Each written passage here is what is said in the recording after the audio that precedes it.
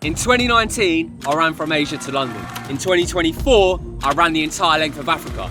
And in 2025, I'm running the length of New Zealand.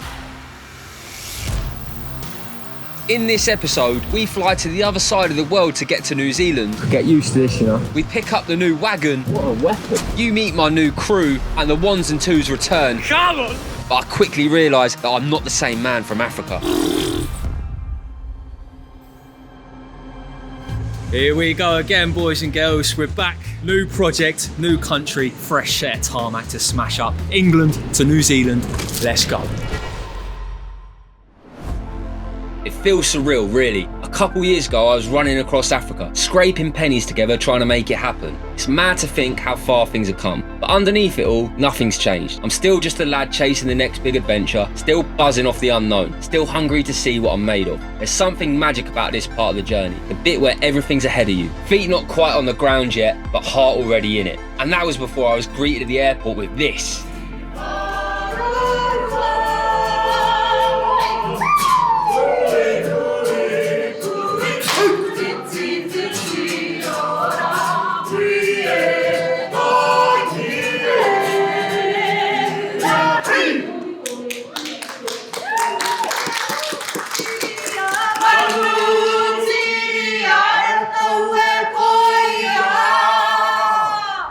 Quick whistle-stop tour of the city with Rewire and an opportunity to learn about some of New Zealand's history. I've condensed that down to 90 seconds for you lot. Go!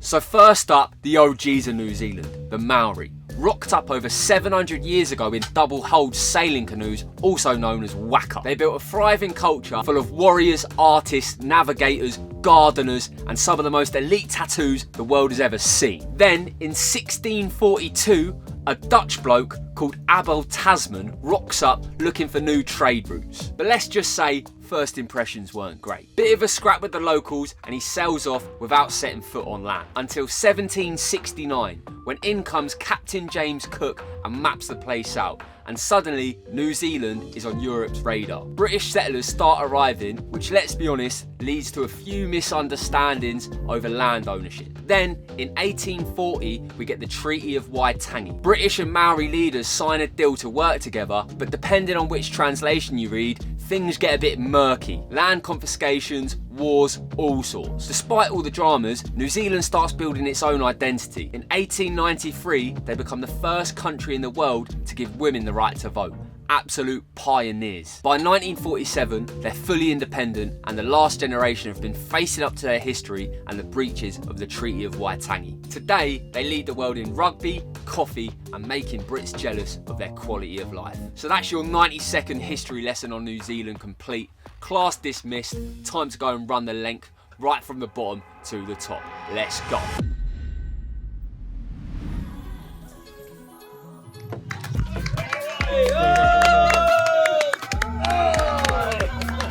I bet you're already wishing that that's you now.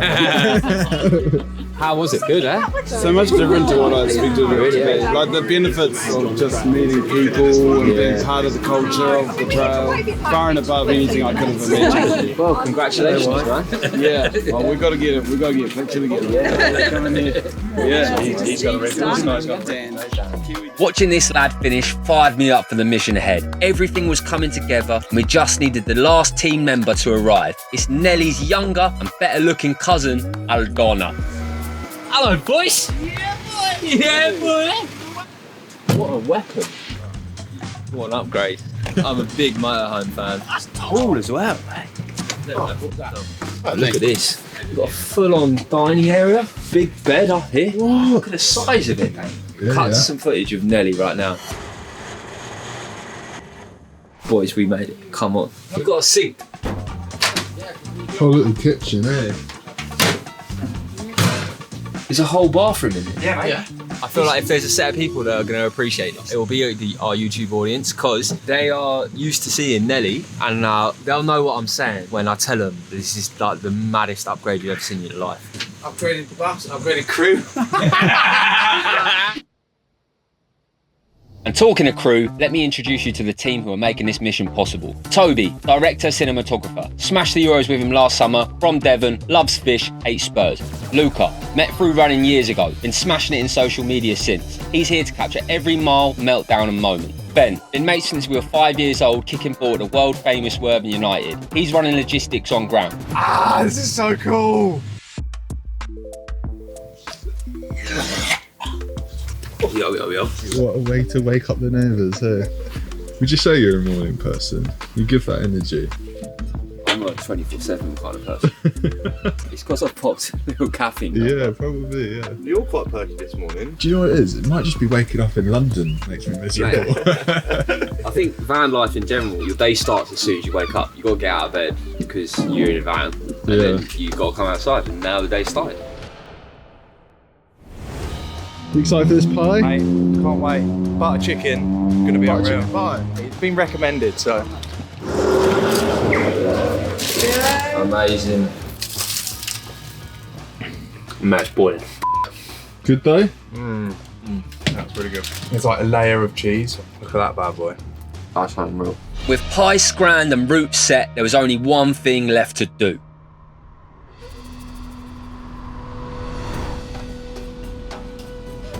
Day one. It's a good day. Looking at the map route really gave me a better perspective on the challenge coming up.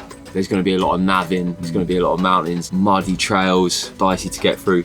You know, a lot of what my running before has been straight roads. There was roads in Africa where it was 1,000k on the same road. There's going to be a bit more diversity in terms of like... This one's going to be this way, that tree, that mountain, that peak, that valley. Yeah.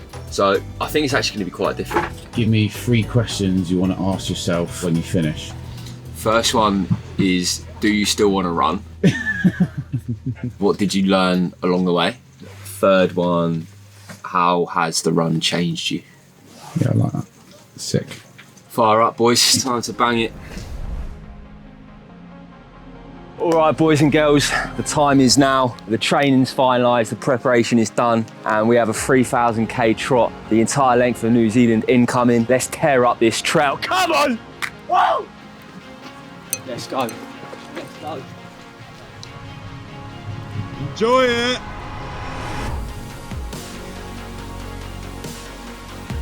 Three kilometres in to the first run, and I'm already seeing how different this is to any other expedition I've done.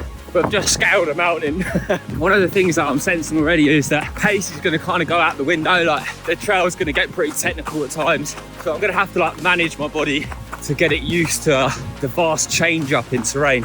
In the meantime, there's going to be plenty of unbelievable views to look at. Like beautiful running through these trails. I can see the ocean in the distance there. Man, what a journey this is going to be. Back to tearing up the trail, baby. Come on.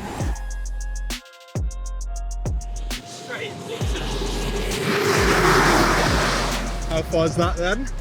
Just over 20. What do you make of your first 20k then? We've been launched straight in the mix up. Elbows out. We're winning heavers. Scrappy 1-0 win incoming. But this is tasty at it. Yeah, just straight into the mixer. It's soaking. Yeah, absolutely soaked through. Was it mud on the trail or was it... Mud, long grass, rocks. There was even a little bit of scrambling. Really? Yeah. Oh shit! Yeah. Day one, Yeah, like the yeah. first 20k. That's actually mad. And now I've done 20k, I'm like, oh, okay, this is a hiking trail. I've passed about 10 people all hiking. Really? Yeah. Definitely, some of them knew, they're like shouting, filming at me. Really? Yeah. Oh shit. How's your body feeling? As good as I could have expected, really. Mate, first of many. Yeah. Come on. Ding dong. Wrong side. Do that, boy. Do that, mate. You're not far now. Couple hundred meters, yeah.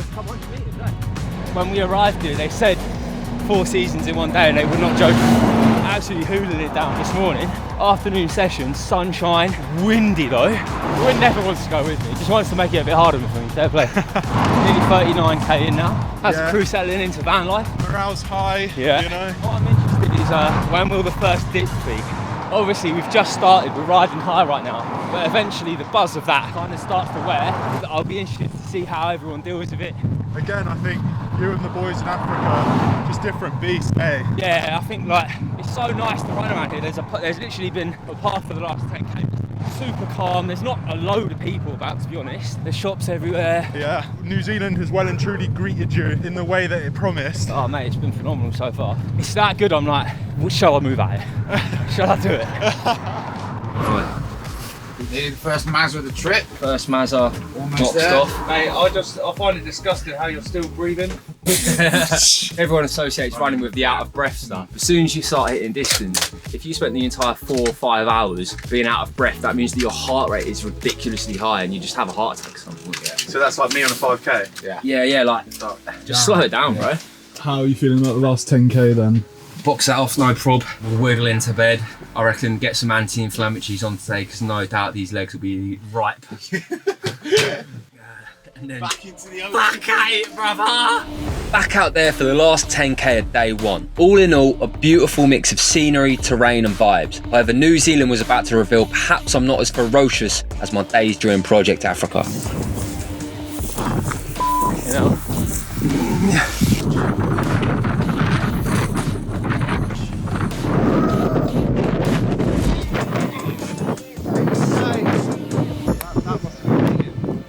How's that? Mate, you've had everything. Yeah.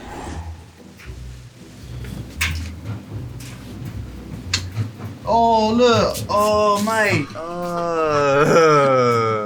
Liquid bleach, that doesn't sound right, does it? No, it should be the little flower. What do you mean flower?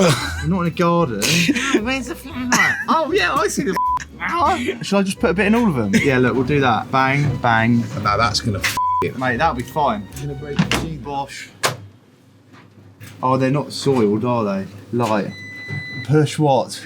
Push. Start. Bosh, mate, we're all done.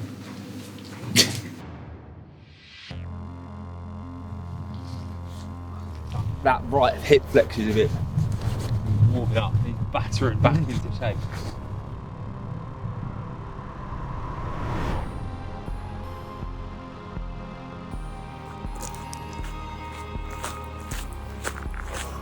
I've had a text from Russ saying going to be a slow one this morning, I think, boys, because my right glute is cramping pretty bad. So we're going to cut back and try and intercept him a bit earlier. Get some salts, get some fluids in him.